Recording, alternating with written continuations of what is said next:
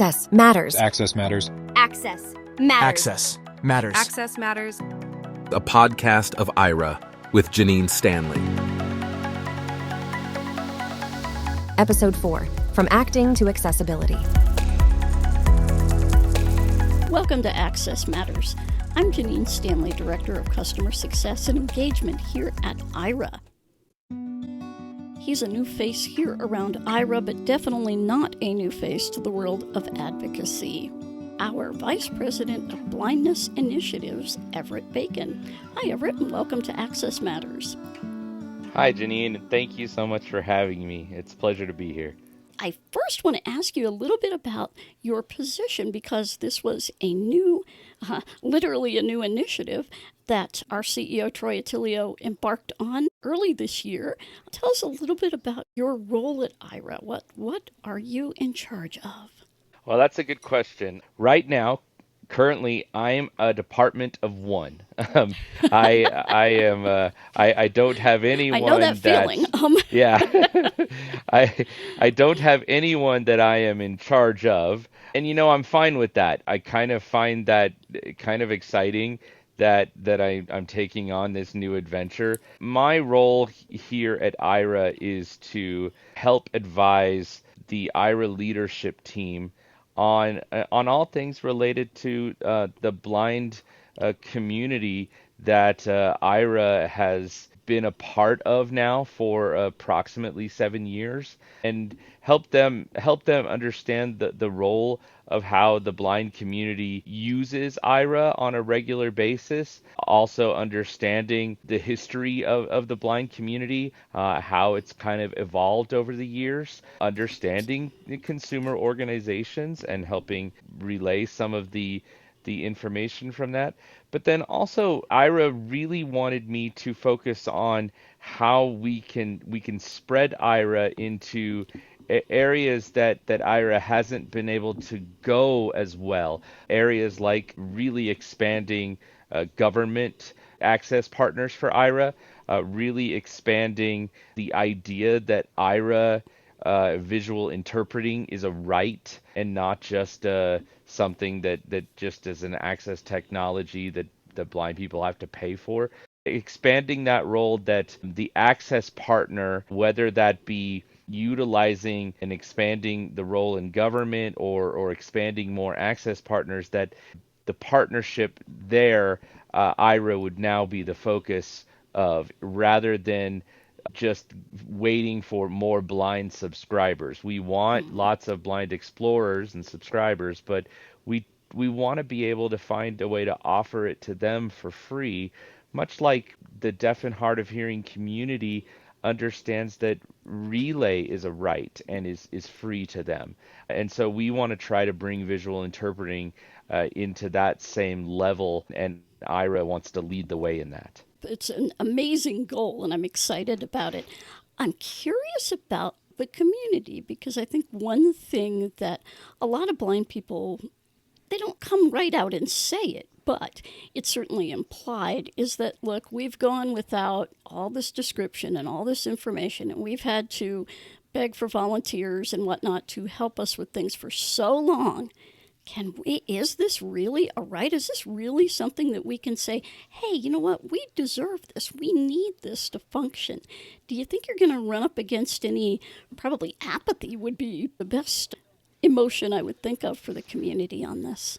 I agree with your assessment there, but I will alter it in this way. The one thing we've talked about for so long in the blind community is having tools in a toolbox. And access tools, there are many. There's never going to be one access technology tool that I rely on solely to do what I need to do as a capable and competent blind person. There are multitudes of tools.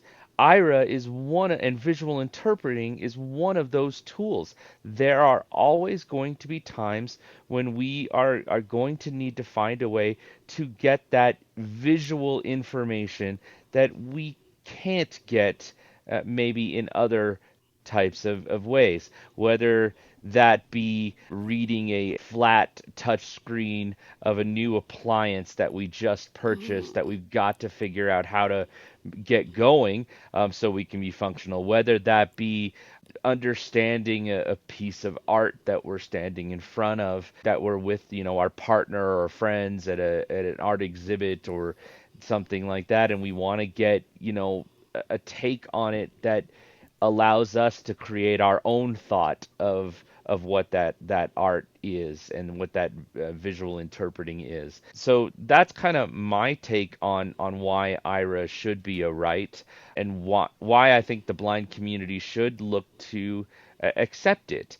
because why not have another tool in our toolbox that's always available to us?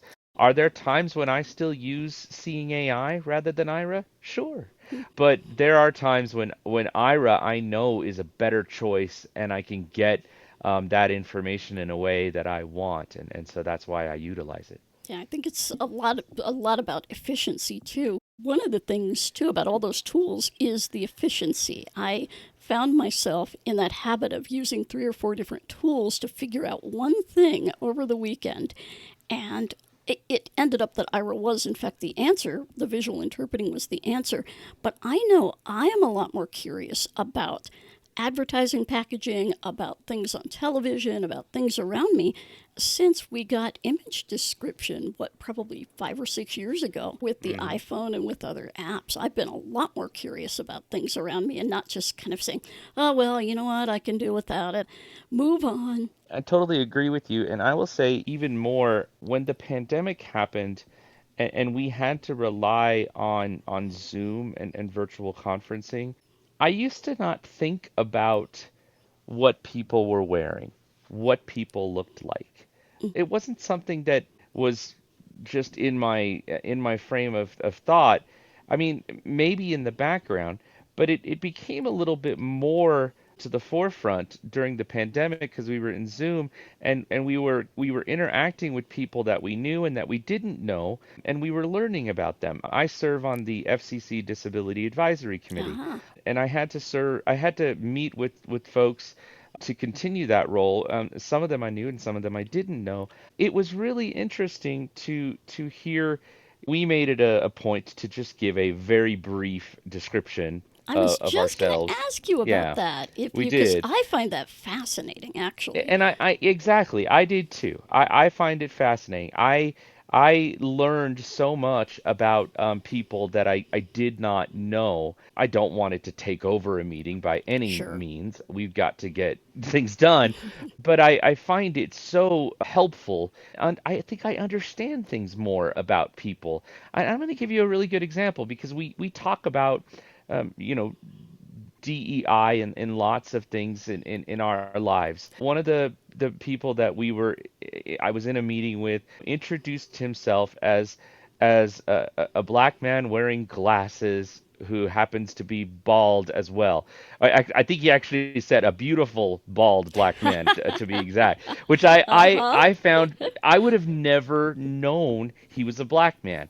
I found that helpful because people assume that blind people know race by voice. We don't, um, Correct. and so yes, so I think it was really helpful to understand that, and we were able to use that in our meeting, and I really appreciated that, and that's why I think visual interpreting is so helpful because I can get information that I could not get really any other way. Who is Everett Bacon? So tell us about your origin story. Who are you and where are you from, and what is your journey in accessibility personally? So I was actually born in Orange County, California, back in the early 70s. I'm not going to say how old I am, but I'm up there a little bit. We But won't admit I age on this podcast. yeah, exactly. I come from a long line of blindness, hereditary blindness on my mom's side of the family. Goes back some 13 generations. Wow. It's an autosomal dominant gene called Conrad dystrophy. It's basically a roll of the dice. You get it, and you can continue to pass it on. A roll of the dice, you didn't get it, and you don't pass it on. Blindness has kind of been a part of me all the time. I did have a lot more vision growing up. I guess if you would understand it, I had 20/70, so I had pretty Ooh. good vision Mm-hmm. and I could read print and do things such as that. I got into my mid to late 20s and then it started to slowly regress. And by the time I got to about age 40, I was totally blind. Whoa, haven't we heard this before? I wasn't pushed or anything by teachers or by my family to learn blindness skills. Mm-hmm. And if I could go back, I would have said, "You guys should have pushed me a little bit further." So I had that stuff. So I didn't learn Braille until my 30s, late 30s. I didn't really use a cane. I did go to college. I got a degree from Dallas Baptist University in music education. I found out I didn't really like teaching music. And so I ended up going to work for Blockbuster Video, worked for them for a number of years. Blockbuster Video didn't really want to or didn't understand how a blind manager could continue to manage stores. Oh. I was managing stores but losing vision all the time. So I needed different things to continue to be a productive manager. Blockbuster didn't understand. They terminated me, and so I ended up becoming involved with the National Federation of the Blind because of that. And Uh-huh. that was really helpful because I learned so much about the blind community. I wasn't exposed to any kind of consumer advocacy organization. We moved to Utah, my wife and I. We got married in Texas, met in college, got married in Texas. We moved to Utah because she's a was doing her residency in epilepsy, and I ended up going to work for the Division of Services for the Blind in Utah as an access technology specialist. Worked there for 18 years. Ended up, getting into management there, and doing other things, and before my role with Aira. From all of that and from your really deep background in access technology, we've been having a lot of fun here as you joined Ira, discovering all of our tools that we use and using a Mac with all those tools. So I'm going to Yep. ask you the question that we ask everyone on this podcast. Define Sure. access. Define access. Access to me is getting information or really opening a door that I wasn't able to go in before. That's what access is to me. There was a barrier, there was some kind of blockage that was not allowing me to get to that other side, to get the information, to get maybe the the ability to go through the door or to get to the other side to get whatever information I wanted or need to get. That's what access means to me. Breaking down those barriers is something Ira does, visual interpreting does, and so I that's why I find it such an awesome company to work for and an awesome software and program and that I've been able to utilize for the past 6, 7 years. I've been an Aira user since it started. I remember trying it out at one of the NFB Oh my conventions in goodness. Orlando. It was really something, and I remember helping get it here in Utah in many different places, Oh, yes. and that I just when I got hooked on it, I just started beating on doors saying we need it here, we need it here, We're and going to talk I've continued to do museums at that. some point because Let's you do it. folks in Utah have so many museums that are We do. access locations that we are going to talk to, by the way. So we will Okay. probably have you back on to talk about your experiences with those museums because I'm a museum geek. I mean, I love Oh, nice. museums. So I'm always excited when we get a new museum partner. But yeah, and it's more than just museums. Salt Lake City Airport. I'm sure there are tons more things that I'm probably missing here. The But mayor's office. We worked out the Salt Lake County mayor's office, this Washington Square, and the public library. It's oh, all this yes. huge area, and they have a lot of festivals and events there. Ira's free when you're in that location, which is pretty awesome. Oh, that is awesome. Access in public areas. I know that, nobody is absolutely 100% independent, But how does that access to public areas with Aira and all of your other tools, how has that changed your life? Do you do things differently? Do you tend to attend more things, spend more money, anything like that? Any thoughts on that? Yeah, I mean, I was just at the Utah Arts Festival this past weekend. Oh, Before, I would have went to a festival like that with my wife. My wife is sighted, mm-hmm, and we would just stay together the entire time mm-hmm, because it's a big crowd. It's a big it is, you've got to get around people, and I have competent cane skills. I do feel very competent as a cane traveler and getting around, but in those situations, I felt it was just easier to stay with her.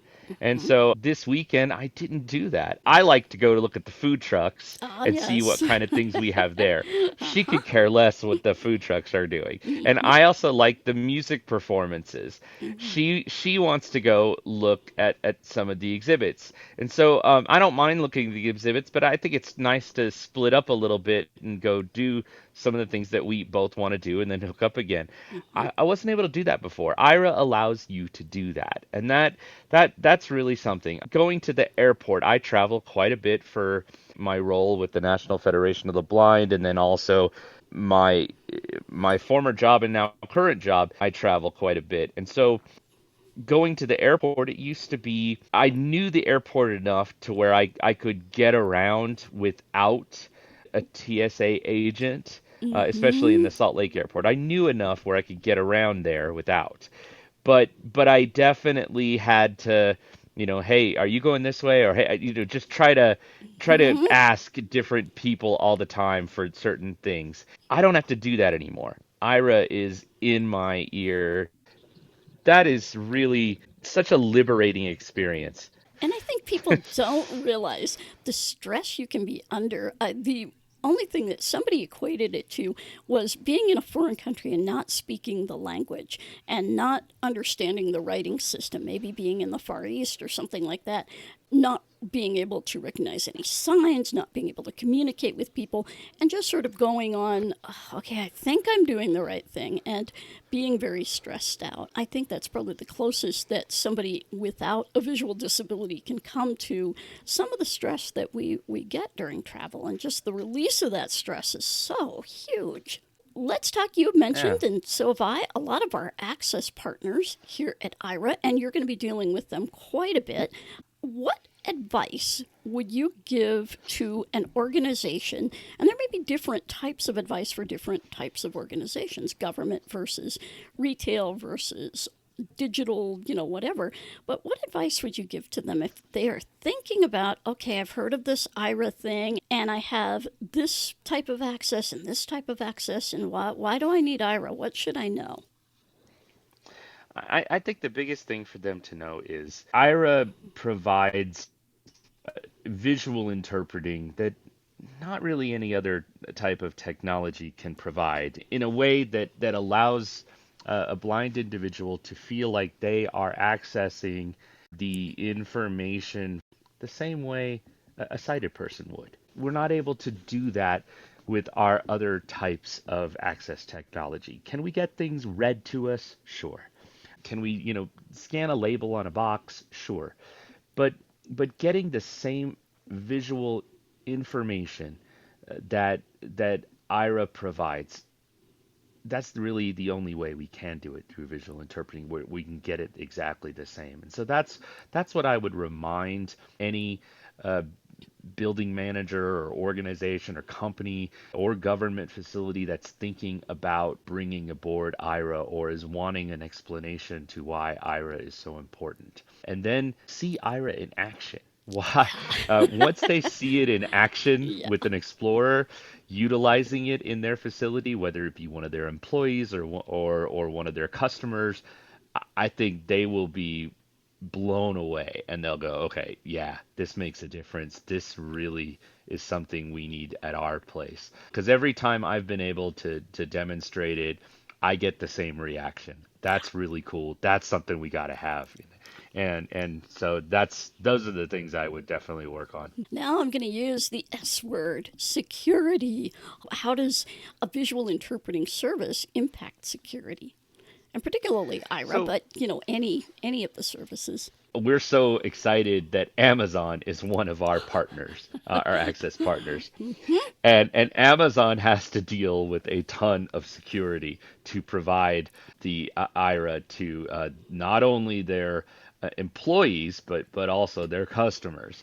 And I would say if Amazon can figure out a way and understand that the security is there, I think others can do that as well. I think if companies need to understand that our agents go through a rigorous training to be able to become agents. It's not something they just pick up and do day one. It's a rigorous training they go through, and they do have to sign a lot of documentation and contracts that they are providing a service that is secure. And Ira can cater the situation where if there are certain things that shouldn't be viewed, Ira can work with the company to make it to where the company can feel safe or the government official can feel safe. We know that Ira is being used in many different government agencies right now, and it's expanding all the time. What about a company that, say, has an inaccessible website for whatever reason, and they say, you know what? Okay, we're just going to let you use Aira, customer, and that'll do. Thoughts? Thoughts? Well, company, we're going to let you just use Ira. Right now, Ira doesn't have the ability, if I'm on my phone, to be able to fill out a form for me on the website. So I still have to do that. Can Ira give me information about the website? Sure.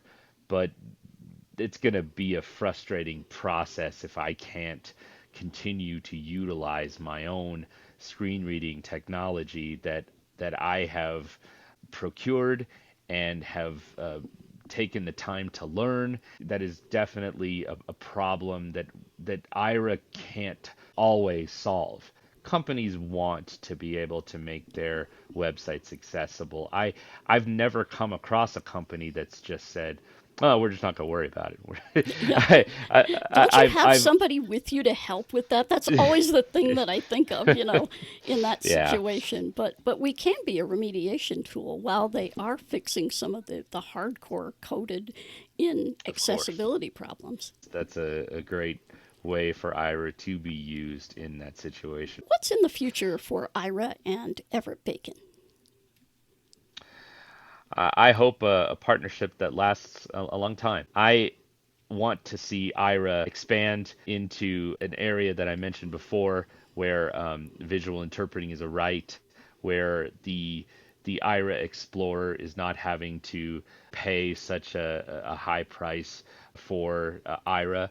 I'm not going to say that it's going to go away tomorrow or anything like that, but Ira doesn't want to be the company that relies on the blind explorer paying for it. Ira wants to be able to provide their service in partnership with access partners, so blind people aren't having to pay for it because Ira sees that visual interpreting is a right. People ask me, "Oh, now you're going to get free Ira because you're an employee." Well, I still have my Ira subscription. I have not ended my subscription because there are times when I use Ira for my personal Sure. experiences that are Yeah, not wait. related You to the have a company. life outside of Aira? I certainly do. I certainly do. You can contact Everett via email, everett@aira.io. That's EVERETTE at AIRA.io.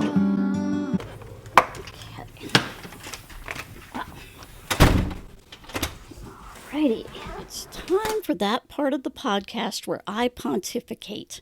In other words, I have thoughts. Yes, I'm back in my office today, ceiling fan and all. A little hot and smoky out there. So good thoughts going out to all of our Canadian friends who are dealing with this on a much more personal level. The title of this podcast is From Acting to Accessibility, and I noted during Everett's interview that we've heard this before. Acting, quote unquote, or pretending that your disability does not affect you in any way, or, in the more common vernacular, looking normal, quote unquote, is something that a lot of us do. Why? Why in the world would we think we have to do this? It all stems from the stereotypes of people with disabilities, what you think they can do, what you have seen them do, etc., etc. I would love to live in a world where everyone says, well, with the right tools, I think you can do this job. You've proven to me that you can do it. You have a great resume. This all looks good, and I have no concerns. Unfortunately, many of us who quote-unquote act have had some bad experiences when people don't know what to expect from us. Learning about accommodations and what access means is really important, and we are living in a great world today where you can really easily and discreetly, too, find out about resources that people with disabilities have determined for themselves are helpful. What is helpful to me, for example, might not be helpful to someone else. But being able to offer things from a menu is really welcoming when you come into a job. Oh gosh, I don't have to come in with my laundry list of accommodations that I'm going to need in order to use this company's software, hardware, facilities, whatever. Now, you're probably asking yourself at this point, so are there people in my company that are acting? Are they really working that hard? I mean, you all have said this is a stressful thing to pretend that you don't have a disability, pretend that you can see, pretend that you can do a lot of things that are getting harder and harder to do in the way that you have traditionally done them. So how can I help? How can I make this less stressful for people in the workplace? Well, first of all, have a good grip on disclosure and disclosure policies, self-disclosure, etc. And Jeff Whistle from Disability In on our last podcast can certainly help with that. If you go to their website, they have tons of resources, companies that have set up self-disclosure programs to make it easier for people to make that step into identifying as having a disability. You can also make products and services that relate to access available before somebody asks. Aira is just one example. Another might be a screen reader license. So if someone comes to you saying, I'm learning to use this screen reader, but I don't have a license myself, I've just been using it at the training facility, etc., I'm going to need this for work. You can say, that's fine, we've already got a license, not a problem. Or, if you need any accommodations, here's what we have now. Aira, JAWS, accessible vending machines, a map of the company campus. And where do you find out about these things? Talk to your ERGs. If you don't have an ERG, start one. Again, Disability In is a great source with their over 400 corporate partners. We're never going to be able to push someone into disclosure or push them into identifying as being disabled or embracing their disability and getting the training that they need to do things differently. That's not our responsibility. That's something that each person comes to in their own time, and it's usually because of some traumatic event that finally, pun intended, opens their eyes to the world that they can have versus the world that they thought they could have. In our next few episodes, we're going to be going to the retail sphere. That's right, stores, online, in-person, big box, small business. We're going to be talking to some retailers for whom access matters. Thanks for listening to Access Matters. Do you have questions or comments about the show? We'd love to hear from you. Email us at accessmatters@aira.io. That's CCESSMATTERS@aira.io. You've been listening to Access Matters with Jenine Stanley. This podcast is a production of Aira Tech Corp. To learn more about visual interpreting, visit our website, http://ira.io or email us at access@ira.io.